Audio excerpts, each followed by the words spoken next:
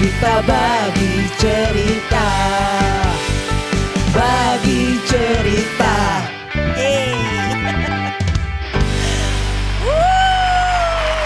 Gue paling seneng nih suara ini. Kayak bersama para malaikat di surga Iya, gitu dan kan. satu malaikat gue tangkap masuk ke sini.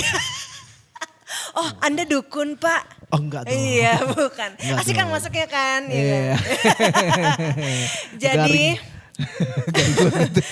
tapi dukun bisa gak sih melakukan hal itu? Bisa. Nangkep Begini doang beneran. kan? Gini doang kan. Begini doang. Gak ada tahu apa-apa, ya. gak ada apa-apa. Gini doang. Gitu. Aduh, ini lagi rame banget nih ngomongin soal perdukunan. Wih, pesulap merah. Pesulap merah, perdukunan Marcel palsu. Widianto. Iya. Itu stand up komedi ya, Marcel Widianto. Masa sih? Oh, yang Marcel Widianto, kan? pacarnya Selin itu ya? Emang udah pacaran? Enggak tahu. Kenapa jadi akun gosip kita gitu? Oke. Selesai. Jadi lagi rame banget soal perdukunan yang akhirnya dibongkar sama pesulap merah. Seru sih gue ngikutin sih. Sampai Pesulap rawit ya. Sampai ditutup pada padepokannya. Iya, tapi yang nutup bukan dia, Iya yang nutup sih. ya warga sana yang Iya. merasa dibohongin. Merasa Tapi dibohongin. ya, ngapain urusin itu ya? Soalnya Jadi- kita kurang paham, takut salah. Dia Takut ntar salah. Bukan- congor kita bawa masalah Iya. nih ya kan, kita ngomongin yang pasti-pasti aja. Bukannya antipati kita, bukan. Iya. Bukan. Tapi emang nggak ngikutin. Itu Tapi kan, kalau misalnya perdukunan itu sebenarnya apa sih arti dukun itu? nah, D. Apa ya D? Tiba-tiba ditembak itu nyiapin gak lo? Kagak, gue gak tahu. Katanya dukun itu sebenarnya adalah kayak orang pintar gitu kan. Minum tolak angin. Iya. Iklan. Yo, oh iya, aduh, ya udahlah. Boleh nih kalau ada yang mau endorse ya kan. Jadi katanya dukun itu sebenarnya adalah orang pintar. Jadi kalau misalnya mau meracik obat atau misalnya nolong orang persalinan, nah itu tuh bisa disebut dukun sebenarnya. Iya, dukun itu juga kayak orang yang ngerti tentang obat-obatan ya. Makanya zaman dulu disebutnya ada dukun beranak. Iya, dukunnya beranak, bukan ya? Bukan, jadi Dukun orang yang membantu proses persalinan. Iya. Kayak gitu. Tapi lama-lama ada yang dukun-dukun yang ya entah juga dari kapan istilah perdukunan ini ke arah-arah yang ya yang mereka sebut itu ke arah penipuan kayak gitu. Tapi di dalam Kristen nih kita sekarang mau ngebahas masalah perdukunan ini dari sudut pandang kekristenan. Oke. Ya gak sih bro? Jadi emang sesuai sama ranah kita, jadi kita gak salah ngomong. Oke. Ya kan, lu udah nyiapin kan bahannya kan? Belum. Nyebelin. Kita akan kembali setelah berikut ini bagi cerita. Ya sebenarnya di dalam Alkitab itu pernah gak sih ada cerita perdukunan gitu? Banyak, Oh, ya? cuma nggak pakai istilah Dukun. tapi kayak ahli nujum, Ahli tenung gitu ya. penyihir, ya gitu. Bedanya apa sih? Hah? Bedanya apa? Ahli nujum, penyihir, ahli tenung. Tenung itu kayak peramal, itu tenung. Oh yang kayak, berarti kalau misalnya kayak ngeramal-ngeramal pakai kartu tarot gitu sebenarnya nggak boleh juga? Iya, Di dalam kalau- kekristenan nih ceritanya kita ngomongin soal di ranah Alkitab. Iya nggak boleh. Kalau nanya boleh apa enggak, ngapain? Kan peramalan kartu tarot itu kan buat mengetahui masa depan lu, apalah gitu kan. Yang istilah kata, ya nggak ada yang tahu satupun masa depan lu apa. Tiba-tiba kalau kok ini orang tahu. Oke. Itu kan sesuatu yang kayak nggak ada yang tahu nih. Tiba-tiba ada yang tahu. Itu kan jadi kayak tahu dari mana? Tapi gue pernah waktu itu nih gue ceritanya belum ngerti bahwa tarot itu adalah salah satu hal yang tidak diperbolehkan. Ya, gue pernah minta tolong teman gue bacain tarot buat gue. Waktu itu karena gue belum ngerti. Ciki itu kan. Oh, Itu iklan lagi. iya. Si Bapak nih ngundang endorse ya Aduh, kan. iya biar ini aduh. Biar rame ya kan ini meja kita ya kan. Nah terus udah gitu pas dibacain emang kayak bener sih apa yang dia bilang. Kayak misalnya contoh ya. Jadi teman gue ini kayak punya sixth sense-nya bagus. Indra keenamnya bagus. Ceritanya yang gue tahu. Jadi orangnya peka. Secara spiritual orangnya peka banget. Dia suka puasa, dia suka apa-apa gitu. Terus gitu dia memang kayak punya kemampuan untuk bacain tarot gitu. Terus udah gini sahabat gue. Jadi jangan salah ngomong lu ya. Bodoh amat. Gue gak kenal. Bodoh. Sahabat gue. Tapi dia orangnya baik banget. Nah terus udah gitu gue dibacain gitu. Nah jadi waktu itu ada satu kartu kebuka nih ceritanya. Kebuka gambar, pokoknya ini menggambarkan sosok wanita. Kalau dibaca katanya ini adalah sosok ibu yang selalu mendoakan. Katanya kartu ini Dek, kartu ini tuh jarang dibuka, jarang terbuka. Tapi hari ini kebuka buat lo. Jadi katanya sebenarnya di balik semua yang terjadi dalam hidup lo, ada satu wanita yang berdoa buat lo, ibu lo berdoa buat lo. Wah, tapi gini, pada saat itu gue nggak merasa itu diramal sih. Itu lebih kayak teguran buat gue sendiri gitu. Di balik kenakalan gue yang pada waktu itu, kalau misalnya nggak ada doa ibu gue, hancur sih hidup gue gitu. Kayak begitu sih. Cerita doang, mas cerita doang. Jadi dia bisa main tarot tapi dia Kristen gitu atau? Iya dia Katolik. Oh Katolik ya, di luar ranah kita lagi dong. Nanti Iya. salah ngomong lagi. Iya. Cuma segala bentuk yang berbau dengan kegiatan sihir gitu kayak ilmu. Tapi dia nggak belajar sihir. Enggak, maksudnya yang berhubungan dengan itu. Sihir, ilmu-ilmu kebatinan dan sebagainya kayak gituan. Sebenarnya itu sudah nggak sesuai dengan apa yang ada di Alkitab. Karena lu memakai kuasa yang lain selain dari kuasa Tuhan. Gitu. Di Alkitab ada cerita yang seru tentang bagaimana Nabi ngelawan ahli sihir beneran, yaitu waktu Musa. Musa pengen membebaskan orang Israel dari tanah Mesir, kan diminta bukti kan, dari mana kalau ini benar dari Tuhan loh. Musa menjatuhkan tongkatnya kan, terus jadi ular kan, jadi ular, terus penyihirnya nggak mau kalah, dia sama-sama jatuhin tongkatnya, jadi ular juga. Tercatat kok di Alkitab jadi ular, cuma bedanya ularnya penyihir itu akhirnya dimakan sama ularnya dari tongkat Harun, dimakan. Gitu. Jadi ada yang bisa bikin kayak gitu juga. Nah, Jadi kuasa gelap juga bisa melakukan mujizat kayak gitu. bisa banget. Tapi gue nggak yakin bisa itu. Tapi nggak disertai Roh Kudus lah ya, yang kayak Gue gitu. nggak ya. yakin itu bisa disebut dengan mujizat ya. Tapi Ya, ilmu iya. aja. Ini melenceng. Berarti yang dilakuin Musa itu ilmu atau mujizat? Iya itu perintah Tuhan. Pekerjaan Bukan Tuhan. Musa juga yang bilang. Kan Tuhan yang bilang ini. Ya kalau ditanyain jatuhin tongkat lu nanti bakal jadi ular. Nanti kalau pegang bututnya itu akan kembali jadi tongkat. Udah itu kan perintah Tuhan. Perintah Tuhan. Bukan Musa oke. yang pakai mantra Bukan yang ini, sok-sokan dia begini. Enggak. Formatnya juga gak selalu begitu. Enggak gitu, Oke. enggak gitu. Terus waktu lewat Musa Tuhan menurunkan tulah yang air menjadi darah. Itu kan penyihir juga sampai bikin, kita juga bisa gitu. Nih, air jadi darah. Sebenarnya bukan air jadi darah, airnya jadi merah gitu. Sebenarnya begitu. Cuma karena agak susah buat jelaskan dibilangnya air jadi darah aja. Ya gitu. Nah, terus ada juga yang kayak ahli nujum, Saul ketika kalah perang dia minta ahli nujum buat mendatangkan kembali rohnya Samuel. Gue Nah, tahu itu nggak iya. ada. Dicatat datang tuh. Tapi ya nggak tahu itu roh Samuel bukan. Iya. Karena kan Datangnya dari bawah bumi ya. dia iya, bilang. karena kan ada tertulis iblis pun bisa berubah jadi malaikat terang. Apalagi cuma berubah jadi figur sosok figur orang lain gitu. Bisa. Gitu. Apalagi sih contoh Bileam yang kerjaannya ngutuk-ngutukin bangsa-bangsa. Jadi siapapun bangsa yang dikutuk sama dia, bangsa itu jadi terkutuk aja. Itu ada yang kayak gitu. Oke. Itu nyata. Tapi tetap nggak ada yang bakal bisa ngelawan ini kekuatan Tuhan. Ya. Contohnya zaman Elia. Iya. Elia sendiri lawan 950 nabi yang diantaranya pasti ada dukun. Nggak ada yang berkutik tuh lawan satu ini. Nabi palsu maksudnya. Nabi palsu, ya kan Nabi Asitoret, Nabi Baal gitu kan. Lawan sendirian lawan Elia. Tantangannya sederhana. Ada 2 mesbah dari kayu, siram pakai air sampai basah. Kalau emang Tuhan lu yang benar, harusnya ini bisa kebakar dong, walaupun basah. Elia juga ngelakuin hal yang sama. Yang mereka nggak bisa, Elia bisa. Tapi bukan Elia yang bisa gitu. Iya, Tuhan Tuhan nunjukin gitu, ada api turun sampai habis itu korban bakarnya ada di sana. Nah itu bisa. Jadi beneran nggak ada dukun-dukun yang punya ilmu-ilmu seperti itu? Ya kalau kita lihat pakai Alkitab beneran ada sih. Iya. Tapi tetap kalah di depan Tuhan. Oke. Oh. Gitu. Nah, Pikiran cuma gue jadi kemana-mana. yang kita bahas sekarang kan adalah semacam praktek perdukunan. Berkedok Tapi agama. iya pakai kedok agama. Kita nggak usah ngomongin agama lain ya sekali lagi ya. Di Kristen ada gak sih bro? Banyak. Serius? Banyak. Apa contohnya? Contoh. Gue nggak mau sebut gereja. Jangan, Pokoknya gue ngomong. jangan, terlibat kita. Gue bukan bilang gue nggak mau nyebut nama gerejanya ya, gue bukan itu, gue emang ngomongin personalnya. Oke. Ya kebetulan orang itu mungkin gereja di sana, nanti ini oke. ada gereja di sana gitu, Oke. ada yang kayak gitu. Kita kayak kita kan gereja kan alirannya kan karismatik. Ya. Gue enggak sih sebenarnya, gue enggak karismatik. Lo apa? Gue kalau ditanya aliran gereja gue apa, aliran gereja gue adalah rumah tangga Kristus.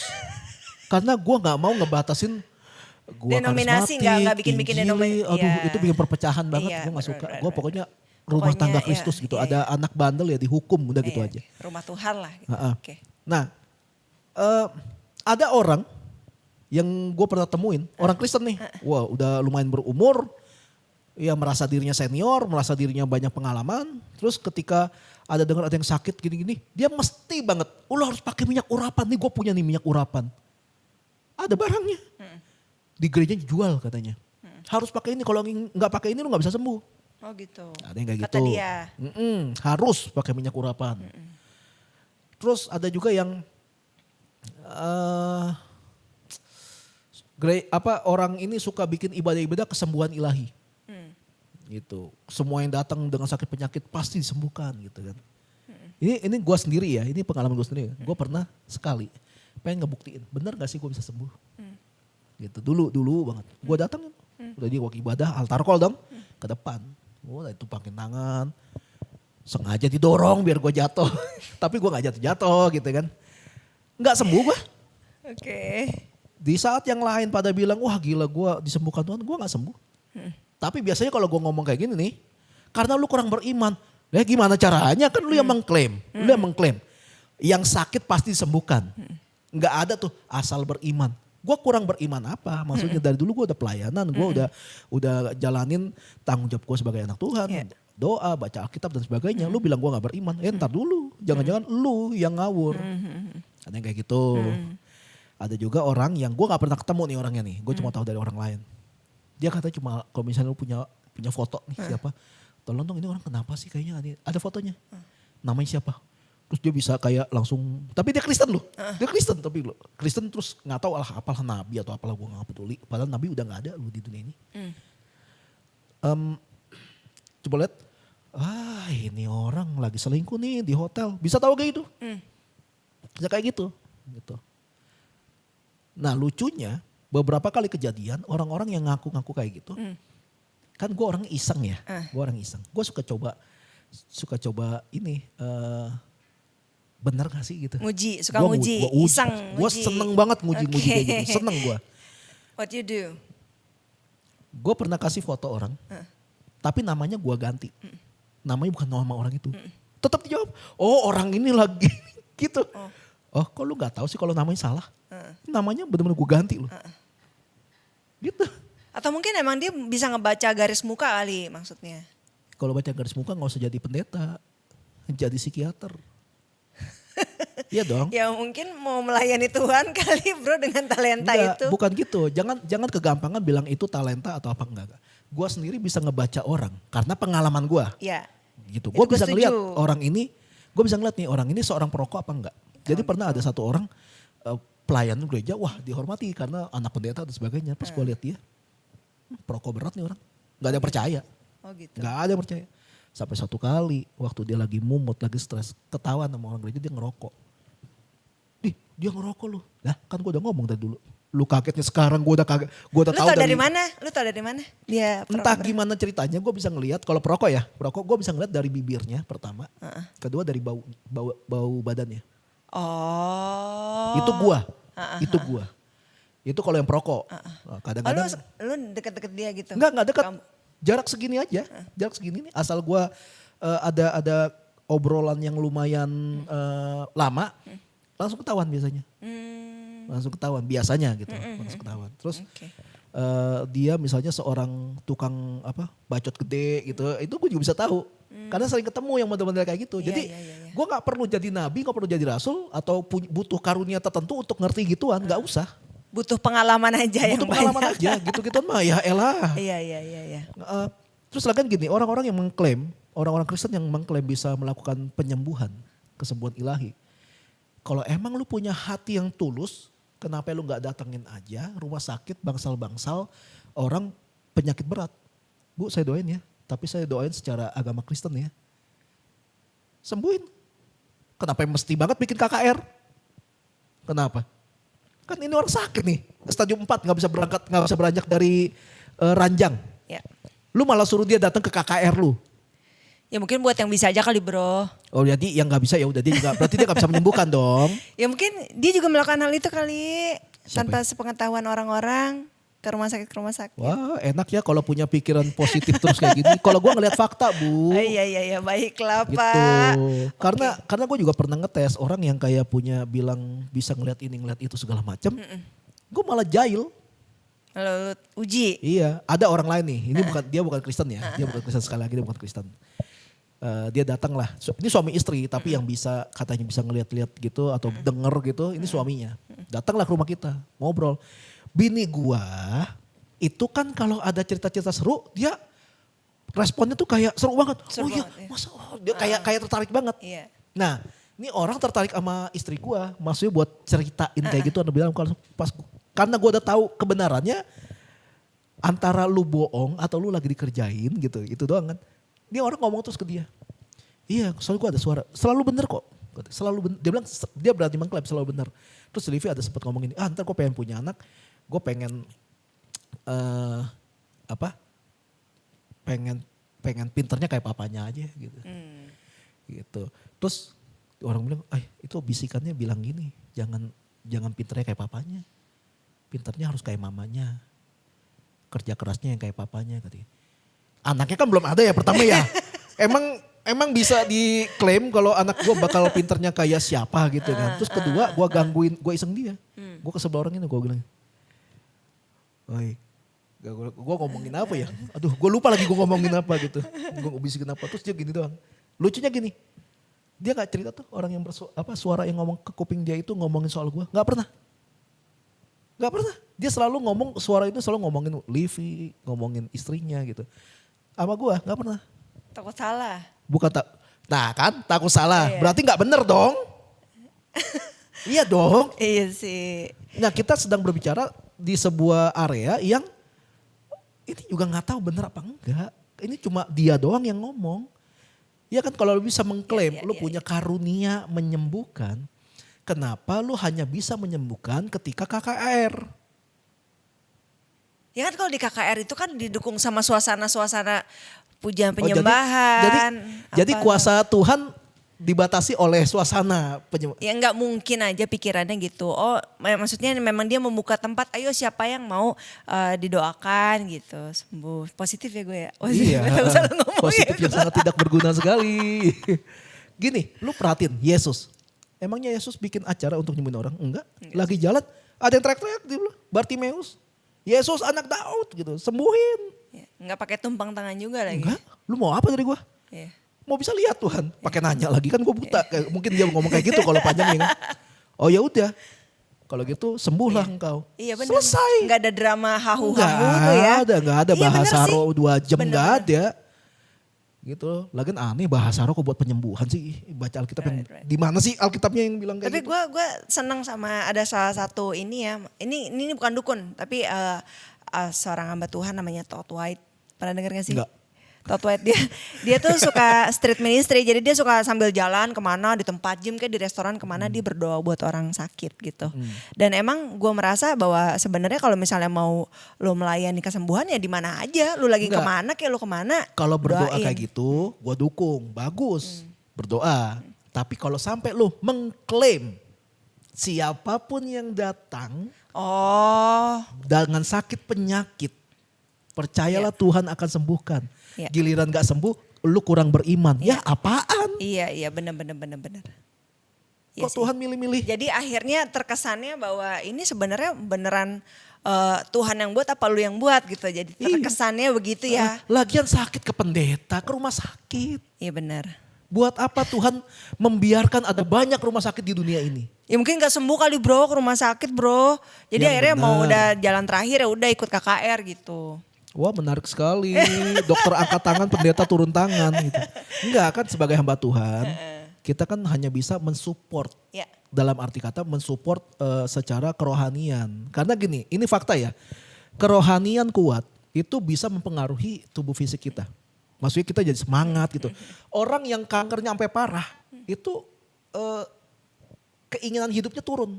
Itu yang membuat dia nggak pernah sembuh-sembuh dan akhirnya meninggal. Ini gue lupa dengar dari siapa nih. Ada orang yang katanya kena cancer stadium 3 apa 4 gue lupa. Dokter tuh harusnya bilang dia umur kamu paling tinggal 6 bulan. Sampai setahun lebih masih hidup gara-gara dia hidupnya optimis terus. Seneng aja, gue kanker tapi gue merasa hidup gue masih ini bahagia gitu. Hati yang gembira adalah obat. Iya, Alkitab catat kan. Iya. Bukan yang menyembuhkan bukan tumpang tangan dari pendeta kan. Pendeta cuma alat gitu. Ya, tapi katanya kalau misalnya lo sakit ya didoain sama Iya, penatua doain. gereja. Iya. Enggak ada itu kayak gitu. Nggak ada. Yang ditumpangin dikasih minyak. Yakobus itu catat. Itu untuk satu kondisi khusus. Oh gitu, Jadi, yang udah parah banget. Iya, jadi gini, bukan parah banget enggak. Jadi- Di Yakobus cuma ini. Kalau ada yang sakit, bawa ke penatua didoakan dengan minyak. Minyak. Tapi kalau lihat dari bahasa aslinya, itu maksudnya salep. Balm. Iya, di sana kalau lu di daerah zaman itu gue lupa namanya apa, Antioquia atau gue lupa. Laodikia. Itu loh yang ada air apa? Air suam-suam kuku. Itu di situ mereka tuh negara kaya. Kota yang kaya dan mereka punya produk khas banget kayak bulu domba warna ungu atau apa gitu lah. Nah, salah satunya balsem. Oh, Balsem. Makanya yang di Wahyu dibilang oleskanlah salep ya pada matamu supaya kamu. Itu salep emang berguna untuk membuat mata jadi kelihatan lebih terang, lebih bagus segala macam. Nah, salah satu fungsi salepnya itu untuk kalau misalnya lu ada luka nih, pakai ini itu bisa membantu penyembuhan. Jadi dibawa ke penatua, dioleskan salep sambil didoakan. Jadi bukan didoakan tok terus sembuh. Enggak. Oh jadi ada obat. ceritanya itu. Ada juga. Oh gitu. Ada. Jadi kalau baca firman jangan setengah-setengah Iya. begitu. Harus ngerti paham bener. Iya, makanya gue selalu bilang kalau pengen mengartikan isi Alkitab harus basisnya harus teologi, nggak bisa pakai menurut gua, nggak bisa, nggak boleh. Gue sih setuju soal itu. Ya gitu. Jadi kalau baca kayak gitu, gue juga dulu gua kira, oh iya pakai minyak juga nih. Tapi pas lu coba aja googling, itu ada dijelasin kok. Itu maksudnya tuh salep yang khusus untuk pengobatan. Iya. Kita juga, gue juga berapa kali kayak waktu itu sempat sakit kan, ya istri, bukan nggak usah istri gue lah, gue waktu kena COVID, gue pakai obat kan dikasih obat, Ya. berdoa Tuhan, gitu sakit, berdoa Tuhan pakai obat ini untuk nyembuhin, ya berdoa, ya udah. Ya. Enggak menjadikan obat ini jadi sakti mandraguna dari surga, enggak. Oke. Tapi harus ada doa di dalamnya. Makanya jangan sampai ada praktek-praktek mistis atau perdukunan semacam itu. Tapi bukan praktek ya, apa ya dibilangnya kalau misalnya ada sesuatu yang kita bilang apa sih? Kalau di Kristen tuh bilangnya apa? Bukan dukun. Iya. Ya maksudnya Mereka selalu bilang kayak- karunia ya. Karunia. Ya karunia mah toko beras. Jadi Toko kan ada beras karunia gini gitu. kan kenapa akhirnya praktek-praktek seperti ini banyak terjadi karena ternyata ada dasarnya. Dasarnya adalah karena ada orang-orang yang mempercayai hal itu, bahkan udah yang dibilang Kristen, yang dibilang udah percaya Tuhan Yesus tapi tetap masih melakukan hal seperti itu. Jadi emang maksudnya ya kenapa sampai itu bisa berjalan karena ada orang-orang yang percaya gitu sama hal kayak dan gitu. banyak, khususnya di Indonesia itu banyak banget. Apalagi tipe-tipe orang Indonesia nih ya, yang gue tahu mereka suka hal yang klinik. Yang Iya nggak sih? kayak horor nih, ini pasti ada roh ini, ada roh itu. Nggak tahu kenapa mereka Yang senang bikin banget. merinding gitu ya. Iya, kenapa sih? Lagian gini. Apa yang lu harapin dari seorang yang ngaku-ngaku punya karunia ini, karunia itu? Kalau akhirnya salah satu orang yang klaim punya karunia ini itu yang kayak gini, salah satunya di penjara karena pedofil. Ya kan tiap kali ibadah tumpang tangan wah goyang-goyang segala macam di penjara karena merkosa sesama jenis. Ayo.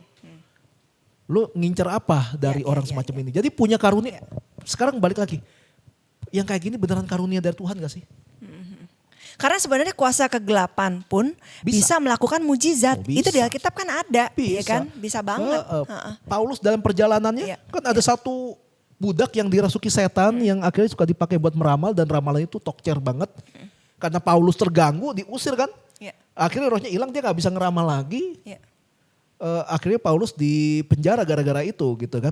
Tapi kan terbukti kalau memang kuasa gelap pun bisa. Jadi Ya. ketika lu melihat ada orang bisa nyembuhin, ntar dulu dari Tuhan bukan. Iya. Even statusnya pendeta. Ya. Tapi kalau gue pribadi ya bro, gue tuh nggak terlalu meyakini bahwa kalau gue datang ke pendeta yang katanya punya karunia kesembuhan, lalu gue datang terus maksudnya kalau ketika gue sakit gue cari dia aja deh, gue nggak seyakin itu sih. Karena buat gue pribadi kesembuhan gue itu berasal dari Tuhan.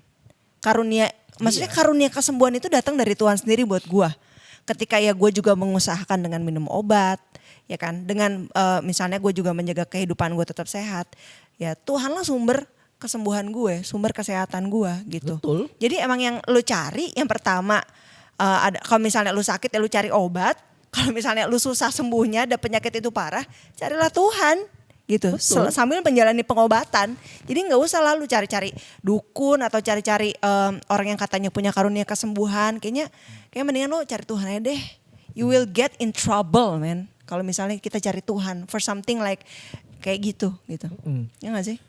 Makanya balik lagi, gue bukannya nggak percaya tentang karunia Tuhan, gue bukannya nggak percaya. Tapi gini, lu percaya nggak Tuhan itu bergeraknya itu ngikutin zaman, gitu. Zaman perjanjian lama itu kalau ada musuh bantai, jangan kasih sisa. Perempuan, anak-anak, bahkan hewan itu harus dibantai semua. Perjanjian lama. Kenapa harus gitu? Kayak kok Tuhan jahat ya, kok kejam. Zaman itu kalau lu nggak begitu, lu yang mati. Karena budaya yang berkembang zaman itu seperti itu. Ke zaman Yesus. Kenapa Yesus nggak nyuruh bantai seorang Romawi? Kan bisa. Karena sudah berubah. Zaman itu kalau orang ketemu pembantai-pembantai lain akan menciptakan pembantai-pembantai yang baru. Yesus nunjukin yang berbeda. Kalau gue sama aja, kalau caranya sama aja dengan orang-orang yang lain yang suka dengan pembunuhan. Apa yang membuat kerajaan Allah ini bisa dikenal orang?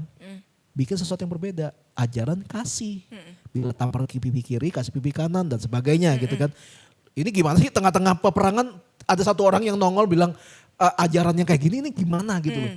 Di saat orang-orang pada ngebunuh dia malah ngajarin ngampunin. Jadi ada satu muncul yang berbeda. Nah itu Yesus lakukan. Zaman sekarang kenapa bukan nggak ada, maksudnya kenapa zaman sekarang nggak terlalu diperlukan karunia-karunia menyembuhkan. Nggak terlalu diperlukan. Karena teknologi penyembuhan udah berkembang. Yang saat ini dibutuhkan orang bukan karunia penyembuhan.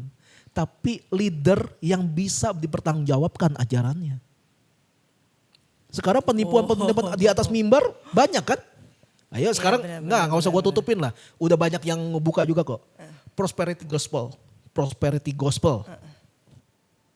Gue bukan soal gospelnya, tapi banyak yang norak gitu, yang maksa ngajarin kalau lu mau diberkati lu selalu harus kasih persembahan ke gereja.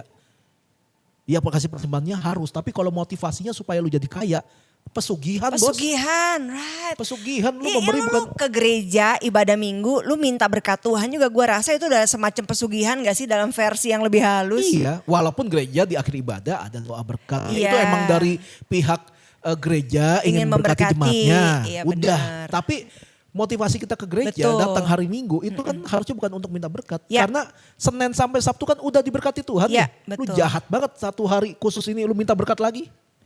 Maruk amat jadi orang. Dan lagian konsep ibadah adalah jemaat datang membawa persembahan. Oke. Jadi kalau ke gereja lu pulang tiba-tiba lu kecewa lu bilang, "Ih, gua ibadah hari ini sini nggak dapat apa-apa." Ya emang harusnya begitu. Karena sebenarnya lu yang memberi. Iya. Iya, oke. Gua nggak ngerasain apa-apa energi, ibadah iya. tadi.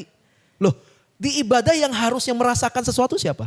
Tuhan dong. Kan Iya. kita membawa pujian, bawa penyembahan, bawa persembahan. Iya, Kenapa lu yang ngerasa? Lu Tuhan. Oh, berarti konsepnya masih perlu diperbaiki lagi. Ya, Iya, makanya kayak gitu-gituan. Daripada lu Right. ngejar-ngejar karunia-karunia tertentu atau Iya. orang-orang yang punya karunia-karunia yang menurut lu spektakuler. Mendingan lu cari dahulu kerajaan Allah dan Aduh, kebenarannya. itu gue setuju banget sih. Bro, gue setuju banget sih sama lo. Iya ngapain? Aduh, Gue sekali lagi, gue bukan berarti karunia itu nggak ada, ya. Walaupun sekarang karunia banyak yang aneh-aneh. Paulus cuma nyatat ada karunia berbicara dengan hikmat, karunia hikmat, Iya, karunia ada iman. karunia iman, ada karunia bahasa roh, karunia menafsirkan Nubuat. bahasa gitu kan. Tapi sekarang bakal ketemu ada karunia-karunia aneh. Apa banyak. tuh?